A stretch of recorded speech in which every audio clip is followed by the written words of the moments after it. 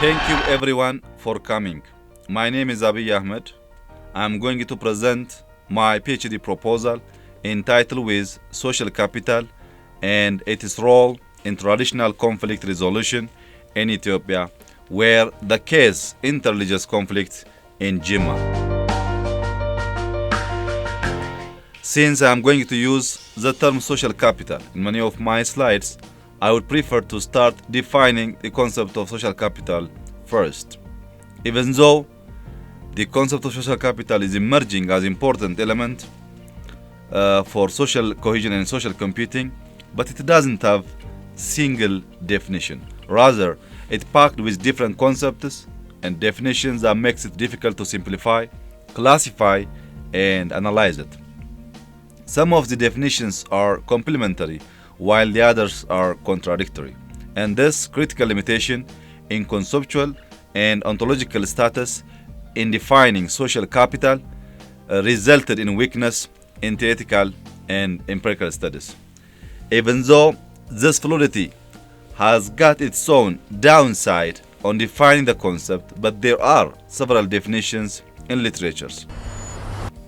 The major definitions are a social network, mutual acquaintance, and social recognition. Social structures that facilitate individuals' actions within the social structure.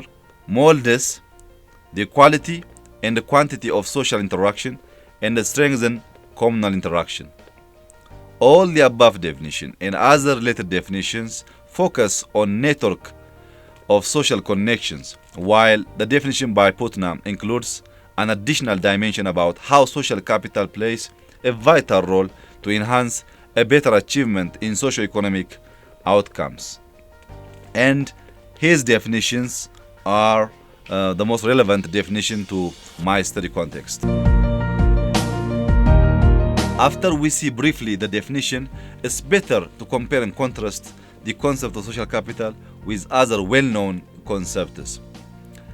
For that, we will see the nexus between social capital and development. Traditionally, the constituents of capital were known by natural, physical, political, and human capital. But in recent years, social capital is included as important ingredient for economic development. The reason behind this, the visibility of this intangible capital is more visible between countries and even between regions of the same country, can result in different level of economic development. We can take Italy as an example. Northern part of Italy exercised the horizontal social capital, while the southern part practiced the vertical social capital. Due to the better endowment of horizontal social capital as opposed the hierarchical one, the quality life in north is much better than the south. This comparison also serves to compare with conflict. Conflict can affect both tangible and intangible capitals.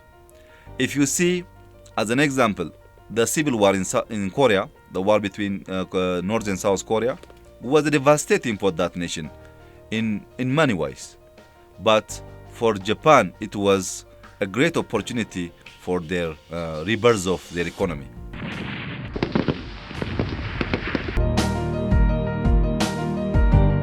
Likewise, conflict affects social capital both positively and negatively. In the case of interstate conflict, which strengthens social cohesion, that in turn create a positive social capital.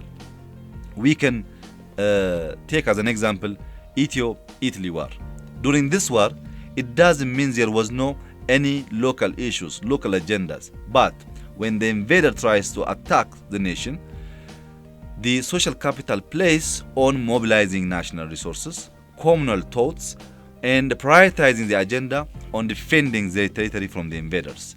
In this specific case, the conflict plays on enhancing social capital. On contrary, if you see intrastate conflict, which weakens social cohesion to further perpetuate a violent conflict. We can take Cambodia as an example. Cambodians' political elite were ambitiously dreamed to recreate Cambodia in a way that starting life from zero, sending the doctors to village to start life from agriculture, which erodes the social capital of that nation and decay the social cohesion of among different groups. In intrastate conflict, we can see how social capital destroyed. So intrastate conflict may play a positive role for social capital. On contrary, intrastate conflict plays in a very negative way. Not only conflict has an effect on social capital, but social capital also has both positive and negative effect on conflict. If we see as an example, bonding social capital can be perverted for individual or group gains and generates exclusionary forces to breed further conflict. We can take what had happened in Rwanda. Both Hutu and Tutsi appreciate their group's value while they lose tolerance among different groups, which led them to a very devastating conflict in that nation. On contrary, bridging social capital minimizes the detrimental effect of bonding social capital. We can see as an example Equb or Edur, the smallest institution in Ethiopia. In Equb or Edur, there might be different religious groups, different tribes together. In this specific case, that Equb serves as a glue on bringing different groups together. And that forum gives them to air out if there is any grievances. And that airing out grievances also serve on averting conflict. And also build a cognitive one on trust, values, and norms. So social capital has both a positive and negative effect on conflict, like the conflict has both a positive and negative effect. Conflict resolution mechanism can be done. Both formal and informal institutions are useful to club complex societal conflict. But the formal one lacks mechanism to revive eroded social value and traditional deeply divided social groups and rebuild social psychology. We can take as an example a Borna-Garri conflict. Most of the time, the formal institution jeopardize long-term peace-building process and lose to understand the root cause of the conflict, while the informal one plays a very great role on resolving the conflict, and also it heals physical, psychological, and emotional trauma developed after conflict. Not only that, the informal institution also facilitate regeneration of broken social fabrics through reconciliation, addresses the root cause of the conflict. We can also see several examples both from Africa and Ethiopia. If we take Gacaca of Rwanda, which is an informal institution and plays a great role in Rwanda's civil war. Also, Ubuntu of South Africa is playing an amazing role on supporting or filling the gap of the formal institutions. So, those informal institutions in Africa, more specifically in Ethiopia, are very vital on conflict management, also conflict aversion. ይቅር እንደተባባላችሁልን ሁሉ ይቅር ይበላችሁ። ያለፈውን ክፉ ሁሉ በመልካምና በፍቅር ሽሮ አዋህዶ ያኑራችሁ። ከሚያሳስት፣ ከሚያጣላ፣ ከሚያጋጭና ደም ከሚያፋስስ ክፉ ሁሉ ይጠብቃችሁ። አሜን። In our historical context in Ethiopia, the creation of modern Ethiopia marked by power struggle and a conflict among different cleavages, including devastating religious violent conflict. Even though most of the religious conflict in the past were result of leaders, those who consider an instrument for their legitimacy. We can see few examples. In 4th century, there was a conflict between Christianity and traditional religions. Not only the Beja rebellion, but also the Judaism were involved in this specific conflict, and Judaism, the followers of Judaism were sent or derived to the inaccessible mountains of the north during this war. Also, in 10th century, another notable history were registered in Ethiopia between Christianity and Judaism, were led by Yorit Gudit. Another notable phenomena of conflict were led by Ahmed between Muslim and Christian. The Muslim from the east were attacking the central and highlander of Christians. Also, another phenomena were happened in 18th century during Emperor Johannes, right after Boromeda Council around Wallo region between Muslim and Christian. This all conflicts were left deep scare and a fear in our society. Also, this all conflicts were not purely religious conflict. There was visible involvement of the political leaders for their own benefits. But even though this all conflicts left deep scare in our society, but there are amazing a positive social tie. So despite long rivalry between Christianity and Islam, there are areas where minority Muslim lives in harmony with majority Christians and vice versa. We can see as an example minority Muslim in Sidama and Gurage, while minority Christians in Hararge. Not only minority lives in a majority area, but also Ethiopia is known to build marriage between Muslim and Christian. We can take as an example my mom and dad. My dad is Muslim and my mom is Christian. They live together for 50 years and they have 9 children in common. This tells to build the smallest institution called family in Ethiopia were not a problem to marry different religion or Muslim with Christian. This great tie, this wonderful tie is gradually pressurized with external factors. Both indigenous Islam and Christianity have increasingly become vulnerable to external pressure, notably from Middle East and the West respectively. This external pressure is using a digital age to induct virtually the fundamental school of thought. Also, fundamental thinking is inducted to the youngsters through virtual communication. Not only the external pressure, but also there is a competing narratives. Darajah noticed the divergent narratives by different religious groups. Orthodox Christianity narrate this nation as chosen nation and land of Solomon in the Ark, while Protestant Christianity defined it as a land of reform. Also, Muslim narrate it as a land of the first Hijrah. This competition in narratives may lead to conflict. So this is a time bomb, and a potential source of conflict needs to be analyzed and managed well. From all this historical background, this investigation focuses on a local violent religious conflict that occurred from September 2006 in a village outside the southwestern city of Jimma. So my problem statement focuses on this specific incident, and this specific incident flared when Mesca celebration bonfire of the Ethiopian Orthodox Christian ceremony sparked a conflict with neighboring Muslim in a mosque and resulted in human casualty, destruction of property, lasting psychological trauma, religious division and destruction of social fabric and pre-existing harmony.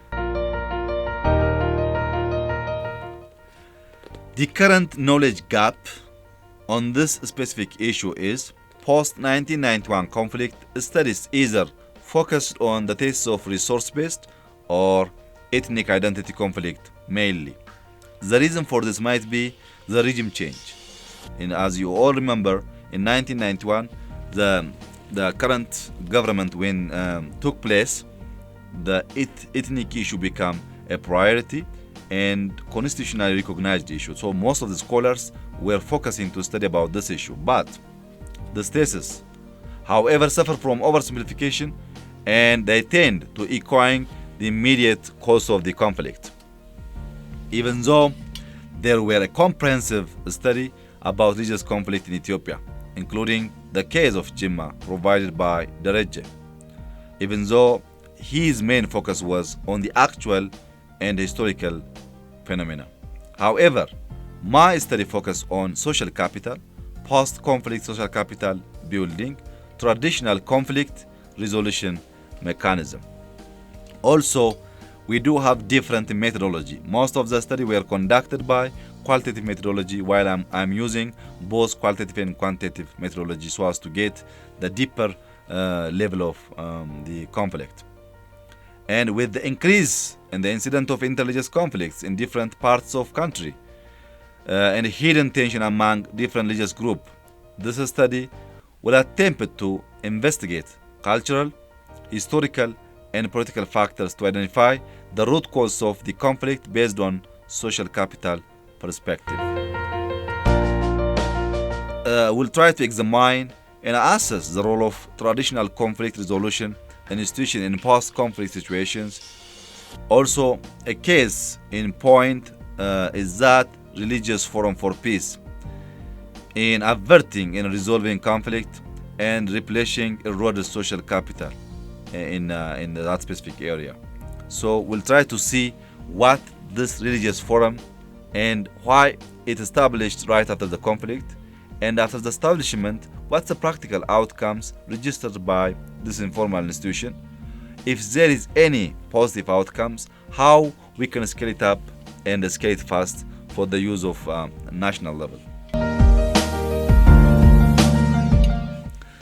I do have objectives, both general and specific, and my general objective is to investigate the nexus between social capital and conflict, also to examine the role of social capital in conflict resolution in Jimma zone of Ethiopia. On cascading the general objective into the specific one, I do have 4 specific objectives. The first one is to describe the evolution of social capital over time, the affected communities. Second, to identify the underlying source of violent religious conflict in the study area. Third, to assess the nature of interplay between social capital and conflict in the Christian and Muslim communities in Jimma zone. The fourth one is to explore the perception of Jimma zone communities on the vitality of social capital and the religious forum peace. More on operationalizing these specific objectives, I do have 4 research questions. And the first one is, how did the social capital that existed across different ethnic and religious groups evolve over time in Jimma zone, where the violent conflict happened? Second, what are the historical, political, and cultural contexts that triggered the violent conflict in the zone? Third, what are the features of interaction between social capital and conflict in the Christian and Muslim community in Jimma zone? The fourth one is, how do inhabitants of Jimma zone perceive the role of social capital in maintaining harmony and the role of traditional institution, which is Religious Forum for Peace, in helping and to avert and resolve conflict? The theoretical framework, I've gone through several readings and literatures, and I've focused on 6 theories.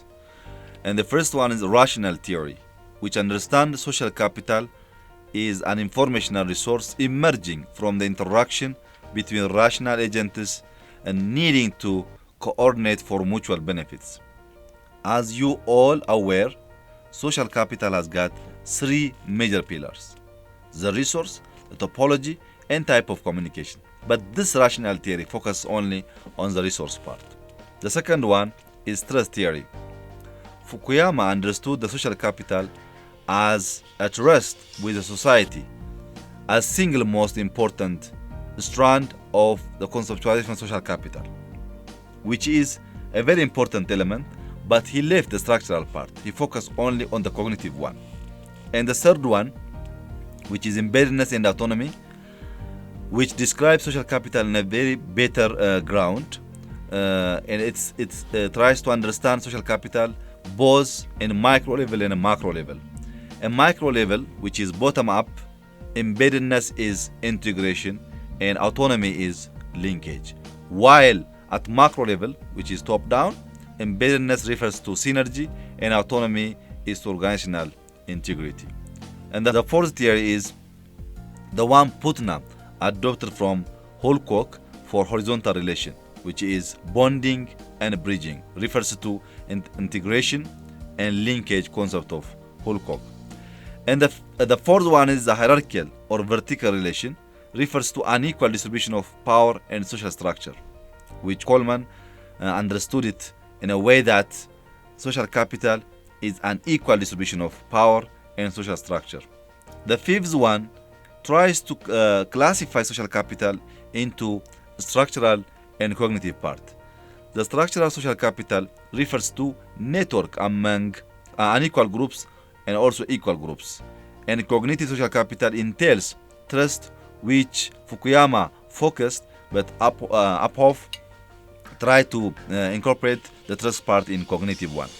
And the last and sixth theory is socio-political and economic context. In this theory, both vertical and horizontal interaction are a product of socio-political economic settings. Therefore, the most suitable conceptual framework that fits to the context of this study is the one that allows us to examine broader aspect of social capital, which is both horizontal and vertical social capital, as well the macro settings also must be included.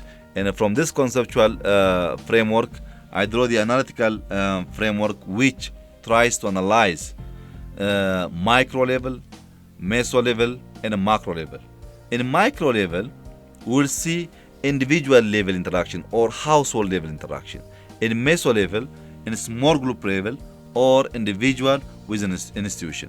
And in the macro level, we'll see institutions conflict resolution and socio-political environments, which means we'll try to assess or to analyze the triggering point, the proximity, and structural level of problem. To understand the root cause, we must focus both on structure, proximity, and triggering point. Otherwise, it will be shallow study. So as to fill the gap of the previous studies, I want to focus from micro, meso to macro level. Before I go to my methodology, I think it's very important to describe the study area. Jimma zone has a total population of 2.5 million people, and out of this, 50% is women. When we see ethnic composition, Oromo is 87%, Amhara is 4%, and Yem is 3%, and others will cover the remaining. Religious composition also, Muslim is around 85%, Orthodox Christian is around 11%, and Protestant Christianity is around 3%.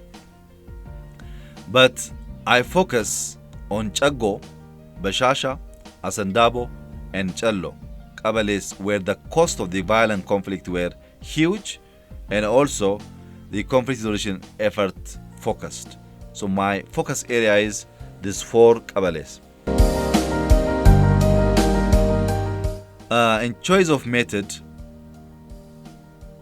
which rooted in epistemological and ontological commitment. Most of the investigator affiliation to certain discipline gives a narrow path to the choice of methods and affect the neutrality of method choice. But for this study, we'll use mixed method from the technical perspective to meet the objectives that stated and to give a holistic picture of the study. But it doesn't mean mixed method is superior on other method.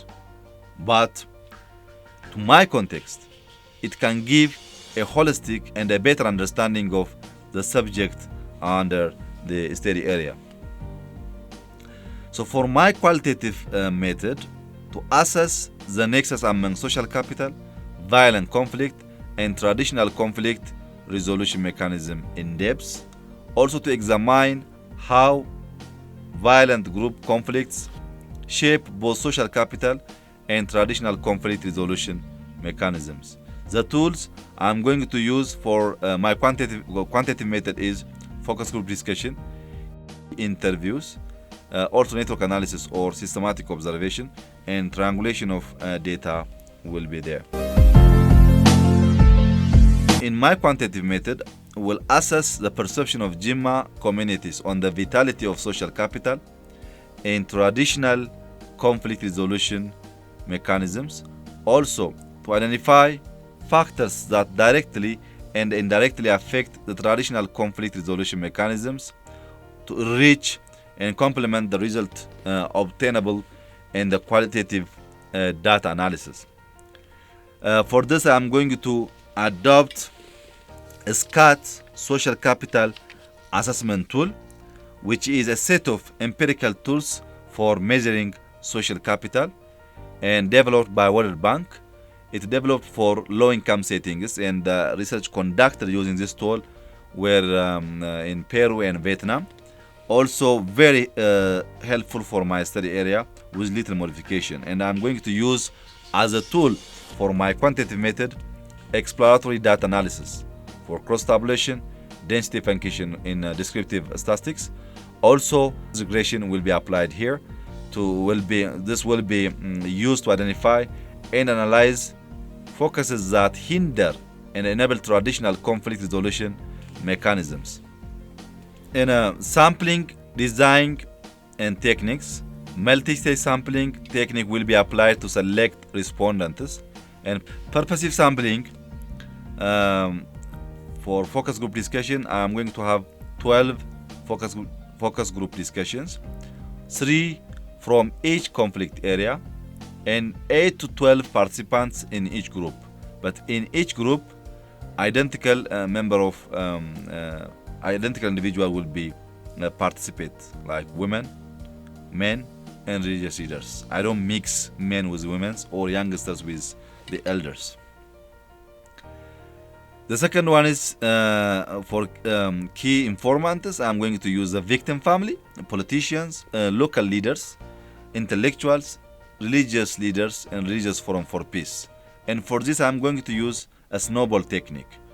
The entry point will be the known individual. Then I will chain through those known individuals to other relevant individuals so as to get a proper information through interview. To identify targets for network analysis, I'm going to use market, wedding place, funeral ceremony, mosque and church attendances, and holidays will be systematically observed. For simple random sampling detail, the survey will be implemented at the household level, and accordingly the representatives random sample size is calculated to be 768 household. I use the Watson recommended standard for rate this number. For operationalization of the variables, I do have one independent variable, which is social capital. Also another dependent variable, which is traditional conflict resolution. This traditional conflict resolution is the outcome of social capital. That's why it is considered as dependent variable. But these two variables is not directly linked. There is independent variable, which is intergroup conflict. And I'm going to use SCAT, social capital assessment tool, to analyze the independent variable. Also CAF, conflict analysis framework, to analyze the interdependent variable.